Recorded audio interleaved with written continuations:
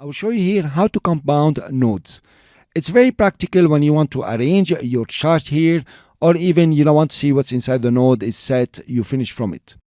I will add here a serial node and take the gain up, give some whites for example, add another serial node here, and in this serial node I'm gonna take it the lift down. Another node, for example, I'm gonna hike the saturation. Actually, I'm trying to do some very bad color correction here. Now I have 3 nodes here. You could select the 3 nodes, right click and say create compound node. If you select this option, the 3 nodes disappear and are now into one. This compound node, you can double click to change its name. For example, basic. This is basic color correction. Press enter. Now you have changed your mind. You don't like what's inside here. You want to change it. The way to see what's inside the node is to right click and say show compound node. Now you can add a further adjustment. For example, I don't know, you reduce the gain or whatever you like.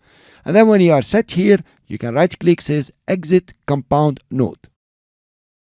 Now on this node, we didn't put any effect yet. I can, for example, play with the gamma. That's the mid-range. Okay, make it dark, something like this. So now notice we have grading inside the compound node and we have a grading on the compound node. Here it is. Now if you decide, okay, I don't want to use the compound node anymore, I want it on the flow chart, you can right click and say decompose compound node. Now notice what happened. Whatever you put as grading on the compound node alone has been disregarded because you brought back the origin nodes, and of course that compound node now and whatever grading is on it has disappeared. Now compounding nodes is very practical for you to arrange the graph if you like, and also to set something and don't change anything inside. You just lock the nodes inside. Thank you very much for listening. I hope you will use compound nodes, and I will see you in the next lecture.